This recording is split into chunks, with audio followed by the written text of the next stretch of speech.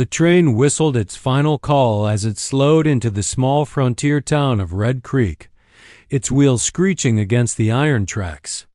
Clara sat stiffly on the wooden bench, her gloved hands folded neatly in her lap, the worn carpetbag at her feet held everything she owned, though the weight of it was far lighter than the weight pressing down on her heart. She had traveled for days across miles of barren land, watching the endless horizon blur into dust and sky, each passing mile carrying her farther from the life she once knew. Back east, she had no one left. Her parents had passed, her brothers had gone to war and never returned, and the small sewing shop she worked at had shut down, unable to keep afloat in the hard times. With nothing to her name and no one to call her family, Clara had answered an advertisement in the newspaper, a notice from a man seeking a mail-order bride. It had taken every bit of courage she had to write back, to offer herself plain and simple to a stranger. She told herself she wasn't expecting much.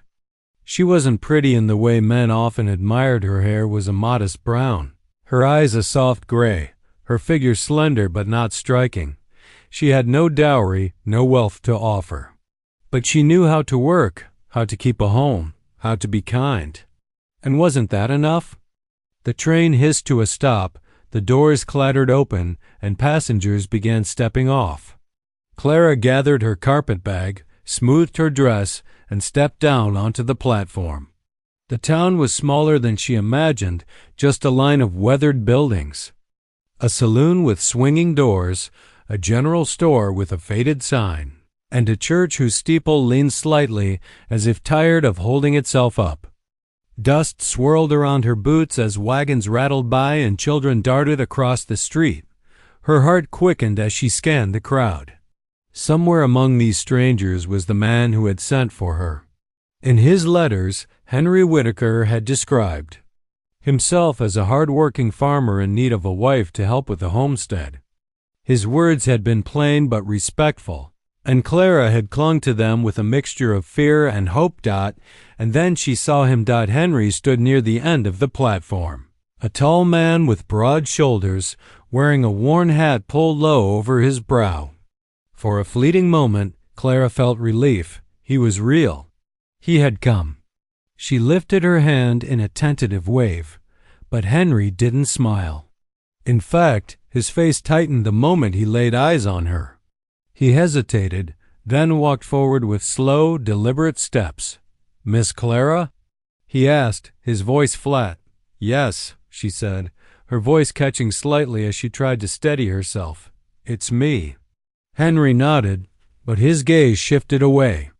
Almost immediately, as if looking at her caused him discomfort. "You're not quite what I expected," he muttered under his breath. The words stung, though Clara forced a polite smile. "The journey was long, but I'm grateful to be here." Henry scratched the back of his neck, his eyes darting to the street. "Look, I don't mean to be unkind, but I was expecting someone younger, stronger maybe. I need someone who can give me children. He stopped, his jaw tightening. "I don't think this will work." For a moment, Clara thought she had misheard him. "I beg your pardon? I can't marry you," Henry said bluntly. "I'm sorry, but I can't. I'll send a message to the boarding house. They'll find you a room. But I can't take you on as a wife." It felt as though the ground shifted beneath her feet. The bustle of the town faded into a dull roar, her vision blurring with shame. Around her, people glanced curiously at the scene, whispering behind their hands. Clara clutched her carpetbag tighter, her knuckles white against the handle. I understand," she managed, though her throat burned with unshed tears. Henry gave a curt nod, tipped his hat, and turned away, disappearing into the crowd without so much as a backward glance. Clara stood alone on the platform, the dust swirling around her skirts. She had crossed half the country to start anew, to find a place where she might belong, only to be dismissed with a few cruel words. The weight of rejection pressed heavily on her chest. She had always known she wasn't the kind of woman men fought over, but to be cast aside so publicly was a humiliation she hadn't prepared for. Drawing a shaky breath, Clara lifted her chin. She would not cry, not here, not in front of strangers. She gathered what little dignity she had and made her way toward the boarding house dot. As she walked, the same thought circled in her mind over and over. No one will ever want me.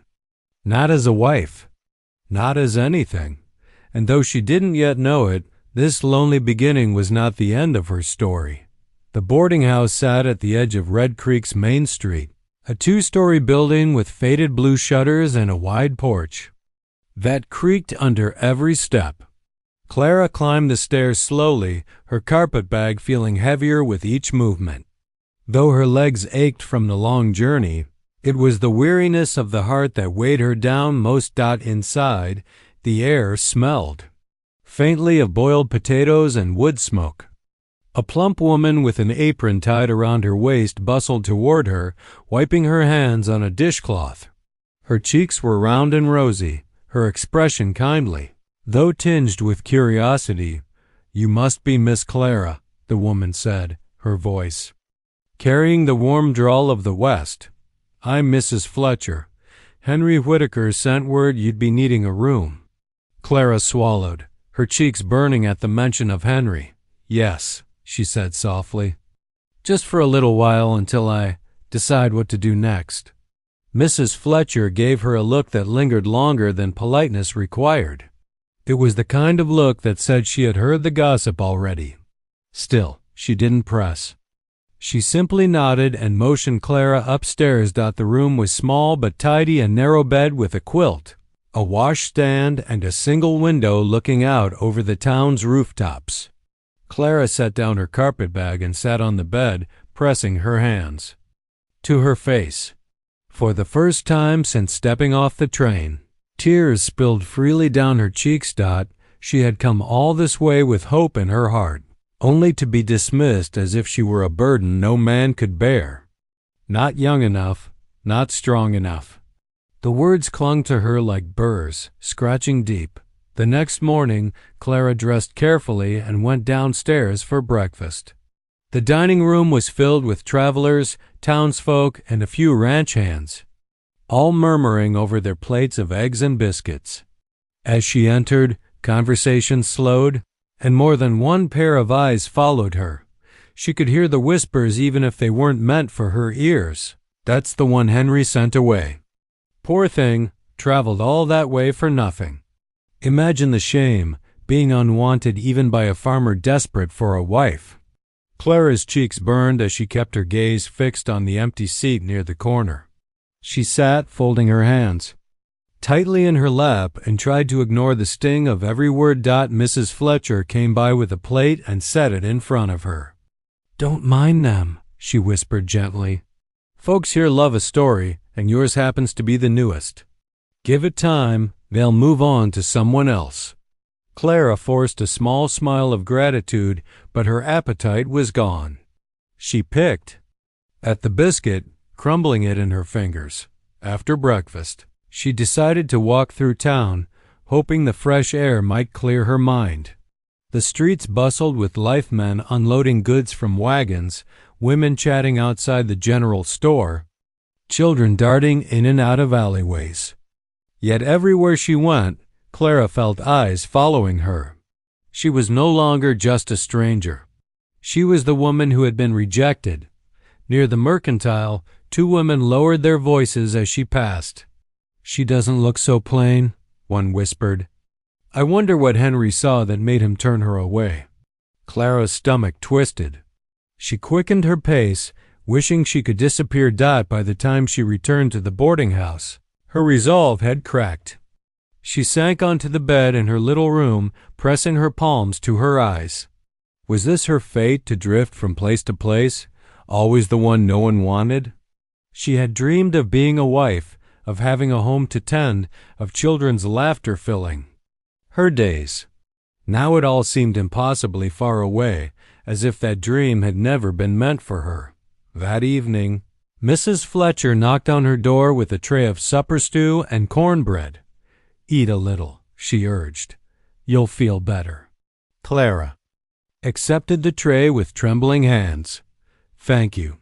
You've been very kind." Mrs. Fletcher hesitated, then spoke more softly. "Don't lose heart, dear. Sometimes what feels like the end is only the Lord steering us toward a different path. You never know what blessing might be waiting." Clara nodded, though her heart wasn't convinced. She closed the door, sat on the bed, and stared at the food without tasting it. Outside, the sounds of the town drifted through her window, laughter from the saloon, wagon wheels rolling over dirt, a horse neighing somewhere in the distance. Life in Red Creek carried on, bustling and alive, while Clara sat alone, adrift and unwanted. She curled under the quilt that night with silent prayers on her lips, though she wasn't sure if heaven still listened. She asked for strength, for direction, for anything that might give her life meaning again.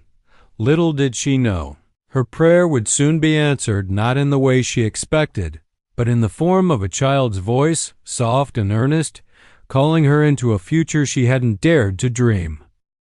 The days that followed felt long and heavy, each one marked by the same quiet ache in Clara's chest. She woke early, dressed neatly, and descended to the dining room where the scent of coffee and fried bacon filled the air. She sat quietly, in her corner, listening to the hum of voices that seemed always to fall to a hush when she entered. It was impossible to escape the stares. Though no one said anything directly to her, the whispers lingered like shadows. A few women offered polite nods, but there was always a flicker of curiosity or worse, pity in their eyes. The men looked at her with something colder, disinterest, dismissal, as though she had already been measured and found lacking. Clara tried to busy herself.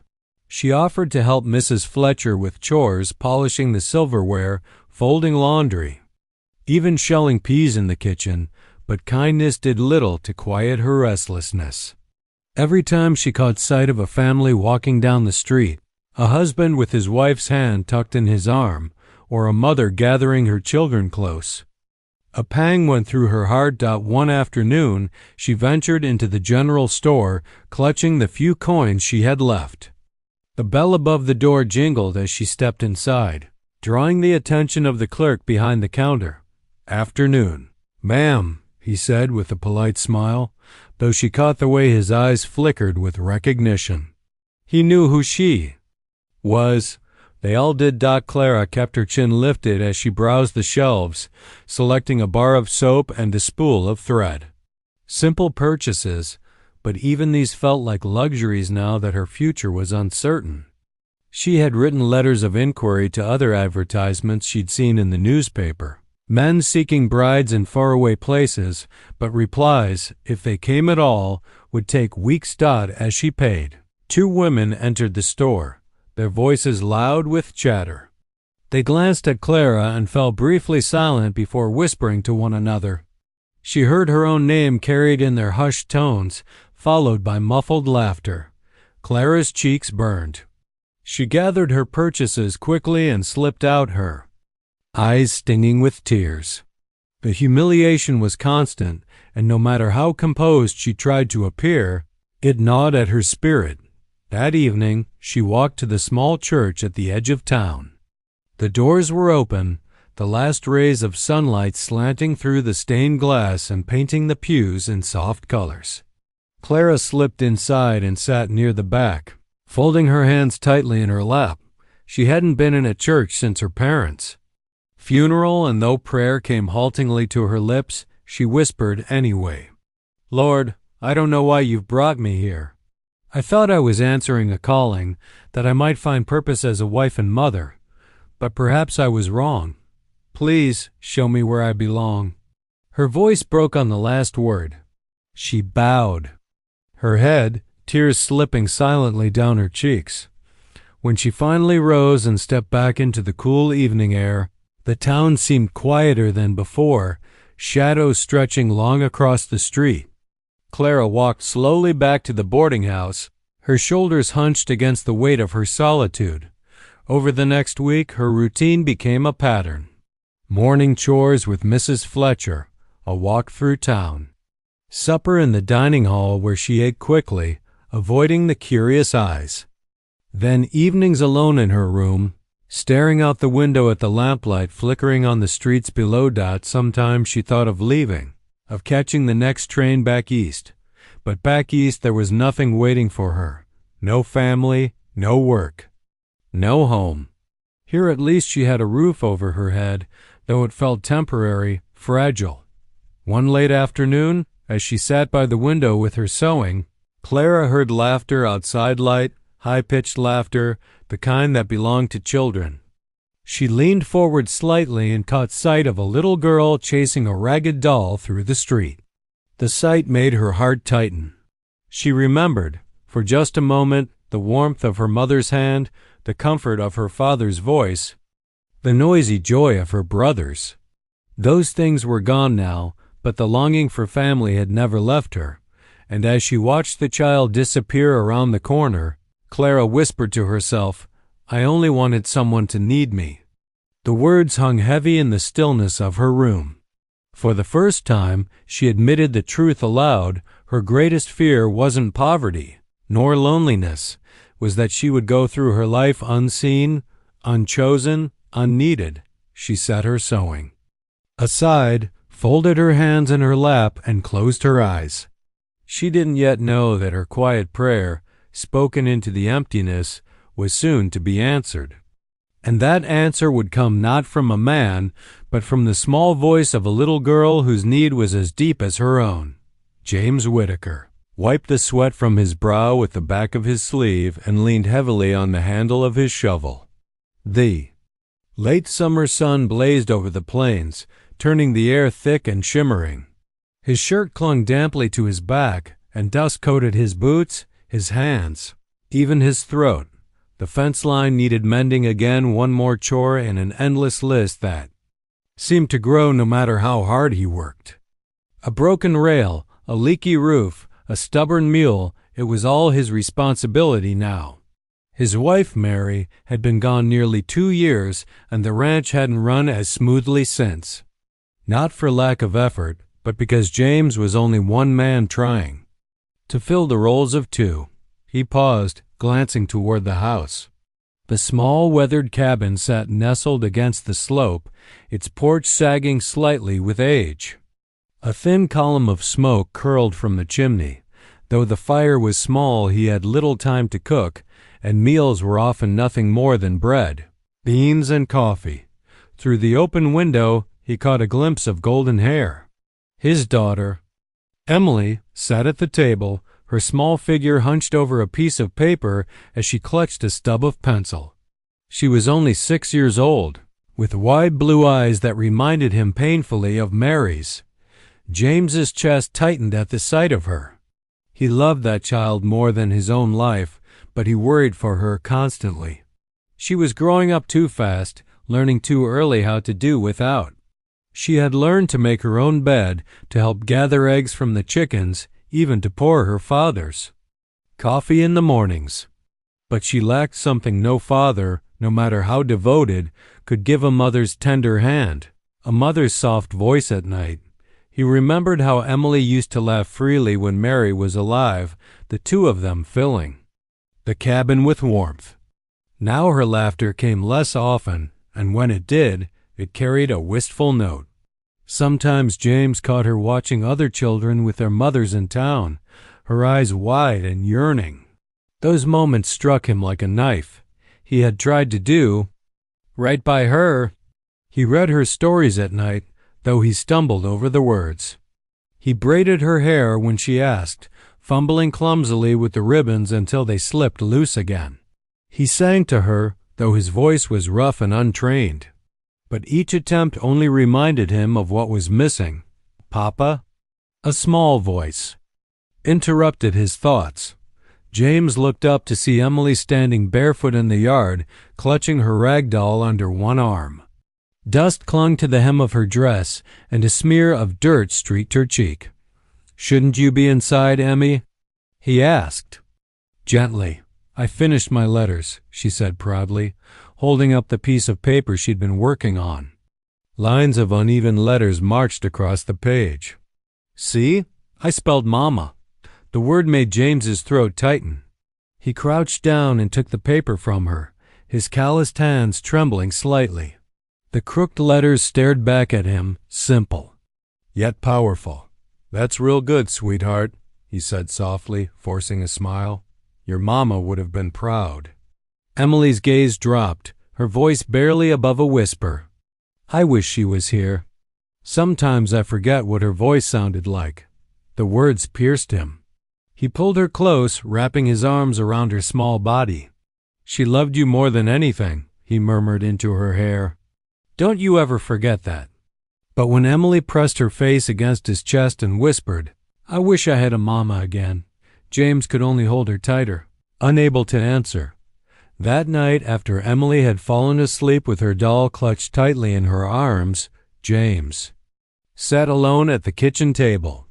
The lamp flickered, casting long shadows against the walls. He stared at the crooked word on the paper, mama, and felt the weight of his daughter's longing pressing down on him. He had considered remarrying, but the thought filled him with conflict. To marry again felt like betraying Mary's memory, as though he were trying to replace her. Yet each day he watched Emily grow quieter, lonelier, and he knew he couldn't fill that emptiness on his own. But who would marry a man like him? He was no stranger to hard work, but he had little charm to offer. His ranch barely scraped by. And what woman would willingly step into the life of a widower with a child? James leaned back in his chair, rubbing his tired eyes. He didn't know the answer. All he knew was that he and Emily couldn't go on like this forever. Something would have to change. Out on the horizon, the moon rose over the plains, casting silver light over the ranch. James gazed into the distance, unaware that in the small boarding house on the other side of town, a woman sat just as lonely, just as uncertain of her future. And before long, their paths would cross not because of fate alone, but because of a little girl's simple, heartfelt wish. The afternoon sun dipped low over Red Creek, gilding the dusty streets in amber light. Clara walked slowly down the main road, her carpetbag left behind at the boarding house, her hands clasped in front of her as though she might disappear if she made herself small enough. She had been restless that day. Sewing in her room no longer soothed her, and the whispers in the boarding house dining room had felt particularly sharp at breakfast. She told herself she needed fresh air, but truthfully, she just needed to feel like part of the world instead of an unwanted shadow. Her steps carried her past the general store, the blacksmith's shop, and finally toward the well in the middle of town, where women often gathered to fill their buckets. Clara paused there, pretending to admire the sunset, when a sudden cry split the quiet. "Papa! Papa, wait!" Clara turned just in time to see a little girl dart across the street, her blonde hair catching the light like spun gold. She clutched a rag doll in one hand, her small boots kicking up clouds of dust as she hurried to catch up with a tall man striding ahead. But the child stumbled. Her foot caught on a loose stone, and with a gasp she fell hard onto the ground. The doll tumbled from her grasp, landing face down in the dirt. Without thinking, Clara rushed forward. She dropped to her knees beside the girl, her skirts gathering dust at the hem. "Oh, sweetheart," she murmured, gently brushing the hair from the child's tear-streaked face. "Are you hurt?" The girl sniffled, her blue eyes wide with surprise at the stranger leaning over her. I scraped my knee." Clara glanced down and saw the skin torn and bleeding just below the child's hem. It wasn't serious, but enough to frighten a little one. With practiced hands, she pulled a handkerchief from her pocket and pressed it lightly against the wound. "There now, it's not too bad. You're very brave." The girl's lip trembled, but she didn't cry again. Instead, she stared at Clara with a curious intensity, as though searching her face for something. Behind them, Boots scuffed the dirt. "Emily!" A man's voice barked, filled with worry.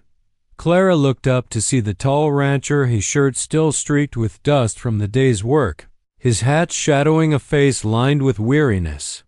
He stopped short when he saw Clara crouched beside his daughter. I'm sorry," Clara said quickly, standing and stepping back. "She fell, and I only—" But the girl Emily reached for her hand before she could move away. "She helped me, Papa," she said earnestly. She was kind. James's stern features softened as his eyes met Clara's. For a moment, something unspoken passed between them, his gratitude, her quiet reassurance. Then he cleared his throat, kneeling to scoop Emily into his arms. "You must watch where you're going," he scolded gently, though his relief was clear. "You'll give me gray hair before my time." Emily clung to his neck but kept her eyes fixed on Clara. She made it better. She whispered. Clara felt a warmth in her chest she hadn't known in months. She offered a small smile. It was nothing, truly. Children fall its part of growing up. James adjusted his hat, suddenly looking awkward. "Thank you," he said gruffly. "I'm obliged." Clara inclined her head, uncertain what more to say. She expected the moment to end there, for him to walk away with his daughter, leaving her once again on the outside of someone else's life. But Emily wriggled in her father's arms, reaching toward Clara with her little hand. "Wait!" she cried. Her voice softened, almost shy, as she looked straight into Clara's eyes. "Can you be my mama?" The world seemed to go still. Clara's breath caught, her heart lurching painfully. She blinked, sure she had misheard, but Emily's face was earnest, her gaze unwavering. James froze, his arms tightening around his daughter. "Emily," he began, his voice rough with embarrassment, but Clara couldn't look away from the child. Something deep within her, some empty, aching part she had tried to silence, stirred awake. No one had ever asked her for such a thing before. No one had ever looked at her with such need, such hope. She managed a trembling smile, brushing a tear quickly from her cheek. "Oh, darling," she whispered, her voice breaking. "That's the sweetest thing anyone has ever asked me." Emily nestled her head against her father's shoulder, content now, as though she'd solved something that had weighed on her little heart. James, however, looked stricken. His gaze lingered on Clara for a moment longer, conflicted, before he gave a curt nod. "Come on, Emmy, let's get you home." As he carried the child away, Clara stood rooted to the spot, her pulse racing. She pressed her hand against her chest, as though to steady the rush of emotion surging through her. For the first time in so long, she didn't feel invisible. A child had seen her not as a stranger, not as a failure, but as someone worthy of love, and though she knew it was just the innocent longing of a little girl, Clara couldn't stop the quiet whisper that rose in her own heart. What if? Clara hardly slept that night. Every time she closed her eyes, she heard it again, Emily's small, trembling voice asking, "Can you be my mama?" The words replayed over and over in her mind, wrapping around her like both a blessing and a wound. She turned on her narrow boarding-house bed, clutching the quilt to her chest. It wasn't just the words themselves. It was the way the child had looked at her, those wide, trusting eyes, full of need and hope. Clara had never been looked at that way before. She told herself not to dwell on it. Children spoke with innocent candor. Emily probably asked strangers things all the time. And yet Clara knew, deep in her bones, that this had been different. Emily hadn't spoken to a stranger. She had spoken to her, Clara, as though somehow the little girl had seen past the layers of loneliness and rejection, and found something worth holding on to. The next morning, Clara went about her routine at the boarding house. She helped Mrs. Fletcher fold laundry, fetched water from the well, and carried trays to the dining room.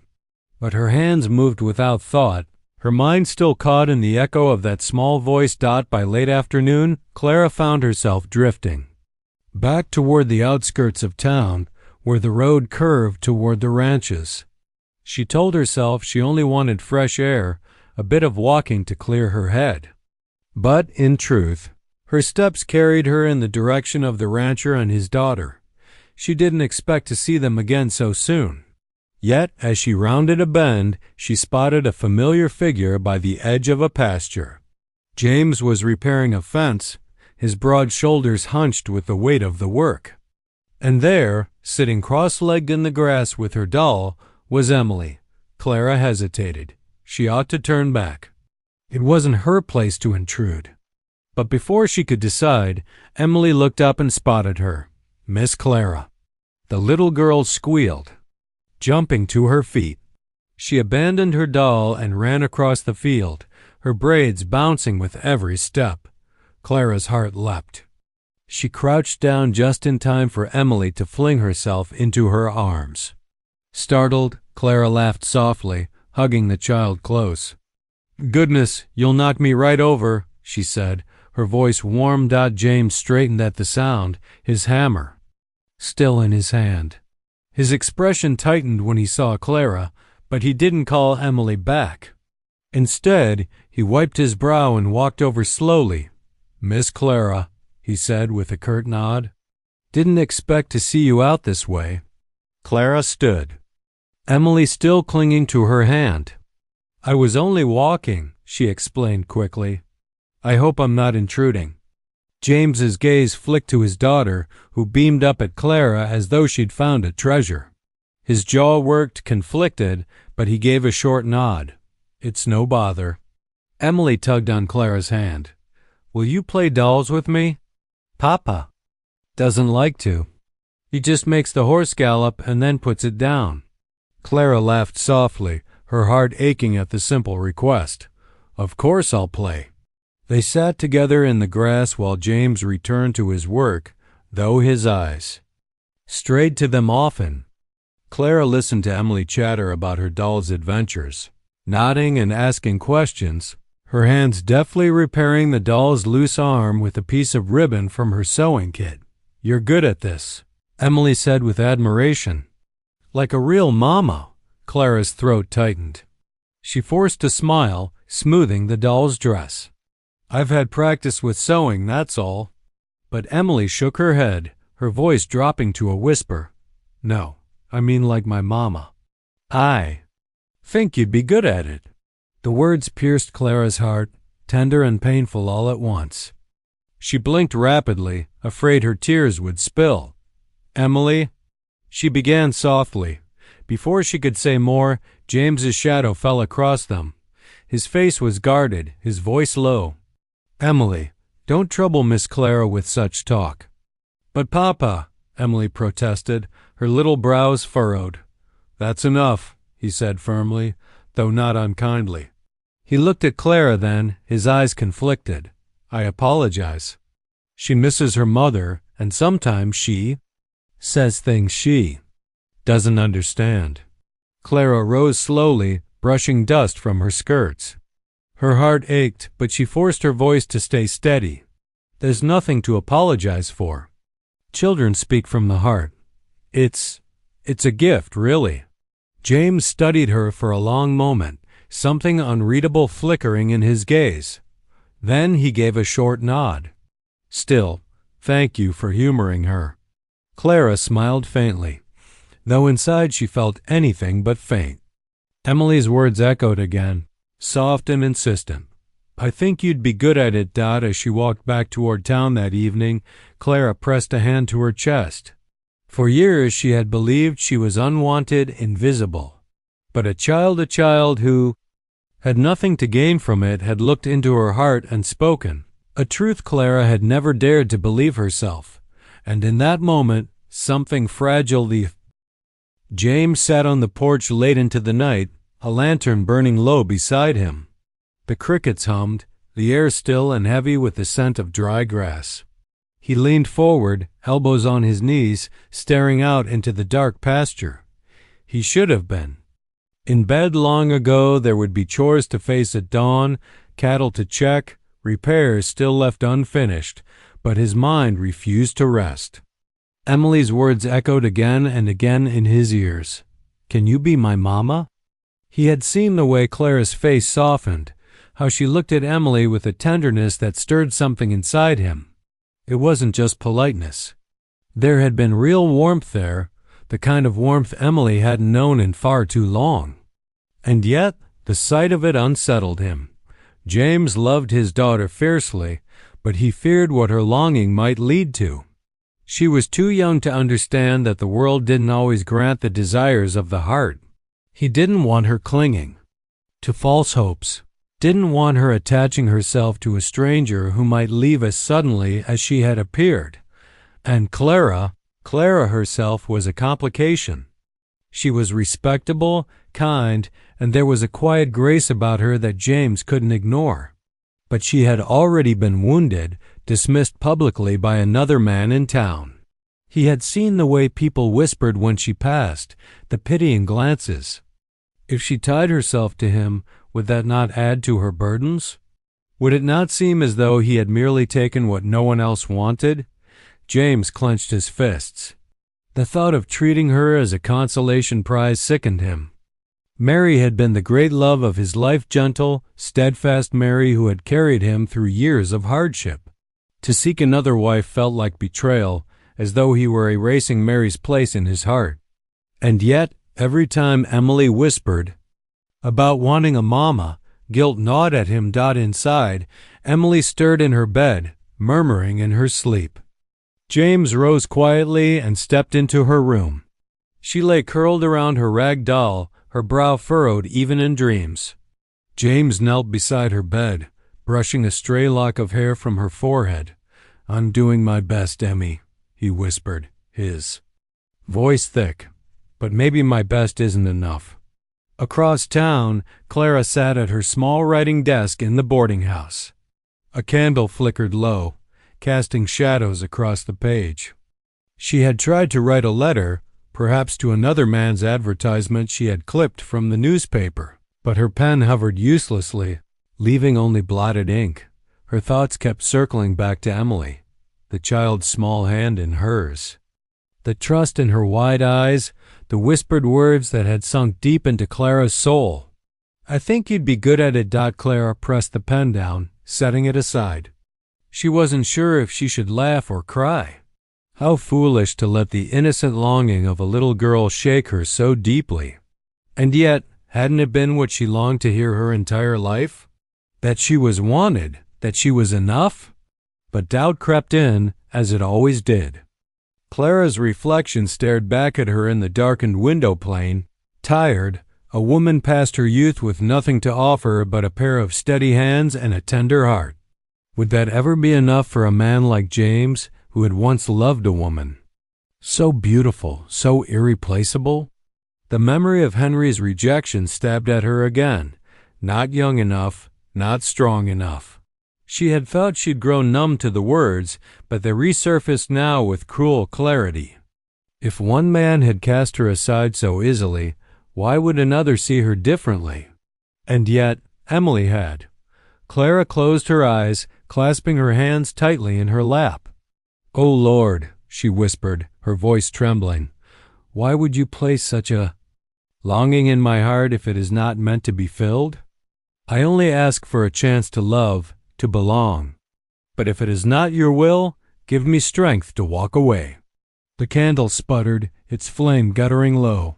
Clara blew it out and climbed into bed. But sleep came slowly. Somewhere between wakefulness and dreaming, she thought she felt the echo of a child's voice whispering again in her ear, "Can you be my mama?" And for the first time in years, Clara allowed herself to imagine what it might feel like to say yes. By dawn, both James and Clara had faced a long night of restless thoughts. He feared betraying the past. She feared never being chosen. Yet in the quiet of their hearts, each carried the same fragile seed hope, planted by the words of a child who believed what neither of them yet dared, that perhaps they belonged together. The days that followed seemed to unfold with a quiet inevitability, as though unseen hands were weaving their paths together. Clara did not seek out James and Emily deliberately, yet somehow their lives began to intersect more often. It started with small encounters. Clara ran into them at the mercantile, where Emily tugged eagerly at her hand while James looked on, torn between amusement and unease. Another time, Clara found herself seated near them in church. Emily had wriggled away from her father halfway through the sermon and nestled against Clara's side, whispering questions about the hymn book until James finally gave up and let her stay. Each meeting left Clara's heart both warmed and aching. She tried to remind herself that it wasn't her place, that Emily's longing wasn't hers to fulfill. But when a child reached for her hand, how could she pull away? One morning, Clara was helping Mrs. Fletcher hang laundry in the boarding house yard when Emily came running up the lane, out of breath and red-cheeked. "Miss Clara," she gasped, "Papa's wagon wheel broke. He's stuck out by the pasture, and he says he can't leave me alone. Will you come sit with me while he fixes it?" Clara blinked in surprise, her hand still clutching a sheet. She glanced at Mrs. Fletcher, who gave her an encouraging nod. "Of course, dear," Clara said, setting the sheet aside. She wiped her hands on her apron and followed Emily back up the road.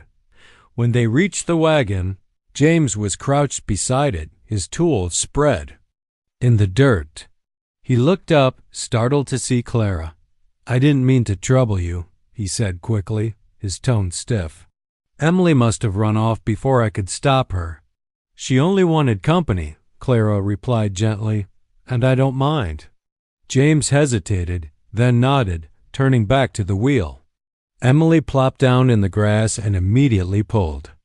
Clara beside her, chattering about her doll, her school lessons, and the calf born the week before. Clara listened with rapt attention, nodding, laughing softly, asking questions that made Emily beam with delight. For nearly an hour, while James worked, Clara sat with the little girl as though she belonged there. And though James tried to keep his focus on the wheel, his gaze strayed more than once to the sight of Clara's hands braiding Emily's hair, her head bent tenderly toward the child's. A strange ache rose in his chest, something like longing, something like fear. When the wheel was finally mended, James cleared his throat. "Thank you for keeping her busy," he said, his voice rough. Clara smiled faintly. "It was no trouble. She's a bright little soul." Emily hugged Clara around the waist before James could pull her away. "Will you come visit us, Miss Clara, please?" James stiffened. "Emily," but Clara laid a hand gently on the child's shoulder. "If your papa says it's all right, I would be glad to visit." For a moment, James looked as though he might refuse. Then he exhaled slowly, his shoulders lowering. "We could use some help with the baking," he muttered. "I've never been much good at it." Emily clapped her hands in delight.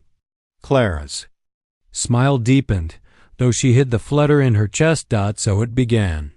Clara came to the ranch the next week, her sleeves rolled up and her apron tied, guiding Emily through the making of biscuits. The kitchen filled with laughter as flour dusted their hands and noses, and even James, sitting at the table mending tack, found himself smiling at the sound. Later, Clara joined them for supper, her presence easing the silence that had too often settled over their meals. She asked James questions about the ranch, listened attentively to his answers, and spoke with gentle humor that drew him out of his usual reserve. Over time, Clara's visits became more frequent. Sometimes she helped Emily with lessons, her patience turning stumbling words into proud recitations. Other times she lent James a hand with small tasks, mending torn shirts, patching a quilt, tending to the chickens. She never complained, never acted as though the work was beneath her. And slowly, almost imperceptibly, the ranch began to change. The house felt warmer, brighter, as though the emptiness that had echoed since Mary's death was being filled again.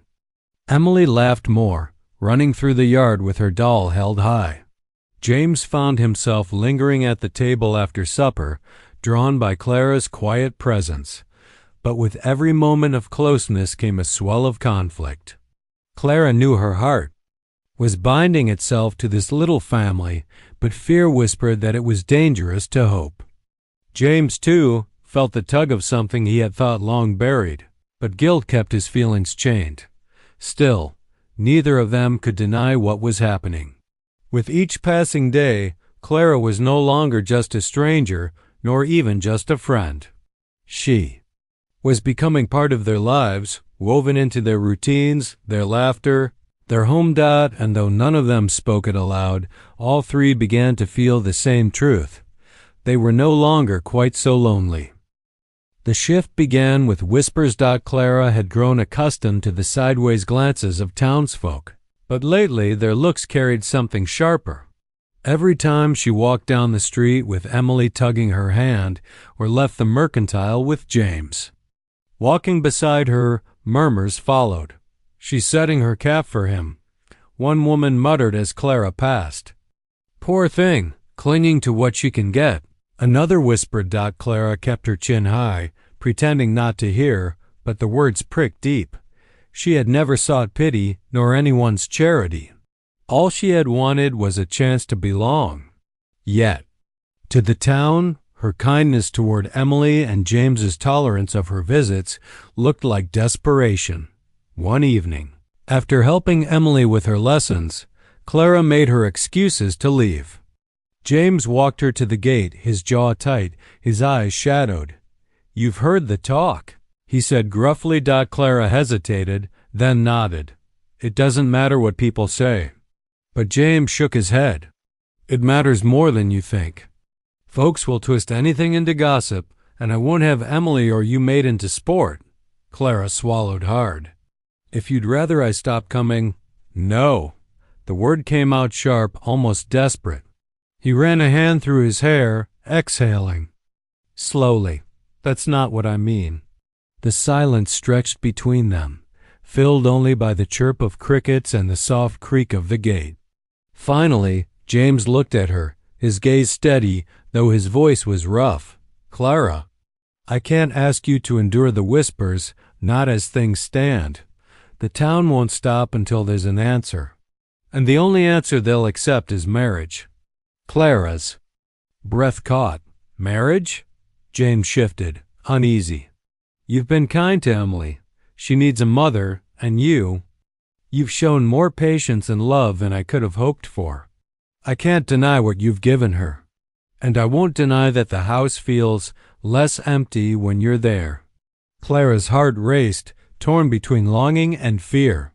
Was this a proposal, or simply a solution to silence gossip? James went on, his voice quiet but firm. "I won't pretend I'm offering love, not the kind you deserve. My Mary she always hold a place in my heart. But I can promise you respect, safety, a home. And for Emily, the mother she's been praying for." Clara's throat tightened. Tears stung her eyes, but she blinked them back. She had longed her whole life to be chosen. And here was a man, honest and good, asking her to join his family. Yet the words felt heavy, burdened with duty rather than desire. "James," she whispered, her hands twisting together, "are you asking because you want me, or because you feel you must?" His eyes searched hers, conflicted, raw. For a long moment he said nothing. Then, with a sigh, he admitted, "Maybe a little of both." Clara's heart broke at the honesty, even as it swelled with a flicker of hope. She wanted to say yes for Emily, for herself, for the fragile seed of belonging that had taken root. But she also feared binding herself to a man who saw her as an answer to necessity rather than a woman he could love. She lowered her gaze. "I need time to pray on it," she said softly. James nodded, though something in his expression relief, or perhaps regret, flickered in the lantern light. "Fair enough." That night, Clara sat at her desk, her Bible open before her. She read the familiar verses about love, about sacrifice, about trust in God's plan, but no clarity came. Instead, Emily's voice echoed in her mind again. "Will you be my mama?" It wasn't just James asking. It was the child, the lonely, tender-hearted girl who had reached out to her in innocence and faith. To say yes would be to answer Emily's prayer. But to say yes half-heartedly, with doubts gnawing at her, might wound them all in the end. Clara folded her hands and whispered into the stillness, "Lord, show me the truth. If this is your will, give me courage to accept it. And if it is not, give me strength to let it go." The next morning, as she walked into town, Clara caught sight of Emily waiting for her by the mercantile, clutching her doll and beaming with joy. The child ran to her, arms wide, and Clara's doubts wavered, because in that embrace and that small, desperate love she felt chosen in a way she never had before. The days after James's proposal passed with a strange, weighty quiet. Clara continued her visits, helping Emily with schoolwork and chores, sharing meals with them in the evenings, but there was an unspoken tension between her and James. Their conversations were careful, their silences longer. Emily, oblivious to the struggle, seemed happier than ever. She would slip her hand into Clara's as though it belonged there, tugging her around the yard to show her the calf or a new drawing she had made. More than once, she whispered, "When you're my mama," as though the future were already certain. Each time, Clara's heart swelled and ached. She longed to give Emily the assurance she craved. Yet the question lingered, was James asking out of love or obligation? One evening, as the sun dipped low, James asked Clara to walk with him to the pasture. Emily skipped ahead, chasing grasshoppers, leaving them behind. James kept his hands shoved deep in his pockets, his expression clouded. "I've been thinking," he said finally, his voice low, "about what I asked you." Clara's heart thudded. "And?" James stopped, turning to face her. The light of the setting sun caught the lines of weariness in his face, but also something else, something tender she hadn't seen before. "I told you before I couldn't promise love," he admitted. "I thought it would dishonor Mary to feel anything for another woman, but I've been a fool. The truth is, I already feel it. I've been fighting it out of fear, but it's there. Every time I see you with Emily, every time you walk into our home and the air feels lighter. You've brought something back I thought I'd buried with Mary." Clara's breath caught. Tears blurred her vision. James stepped closer, his voice steady, earnest. "I don't want to marry you to silence gossip. I don't want you as a duty or convenience. Clara, I want you as my wife because I've come to love you. And because Emily already does." For a long moment, Clara could not speak. All the years of rejection, of being overlooked, seemed to fall away under the weight of those words. She saw the truth in his eyes, raw, unguarded, real. She whispered, her voice trembling, "And if I say yes, it won't be because I pity you or because I have nowhere else to go. It will be because I love you, James, and because I love Emily." Relief washed over his face, softening the hardness he so often carried. Without another word, he reached for her hand, holding it tightly, as though anchoring them both. Emily, who had run back unnoticed, squealed with delight when she saw them. "Does this mean you'll be my mama, Miss Clara?" Clara knelt, pulling the little girl into her arms. "Yes, Emily," she whispered, tears slipping down her cheeks. "If your papa still wants me, I'll be your mama." Emily hugged her so fiercely Clara thought her heart might burst.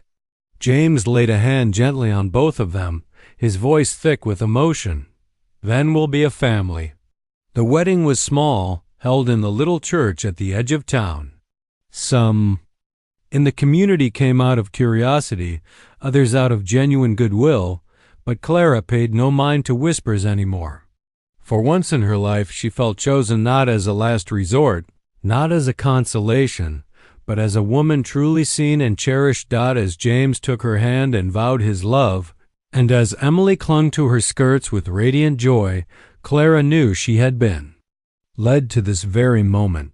That night, as they sat around the table in their home, her home now, Emily declared with all the seriousness of a child, "We're not lonely anymore." James and Clara exchanged a glance over her head, their hearts echoing the truth of it. No, they weren't lonely anymore. They were a family knit together not by perfect beginnings, but by grace, by hope, and by the steadfast love that had grown from the whispered prayer of a little girl.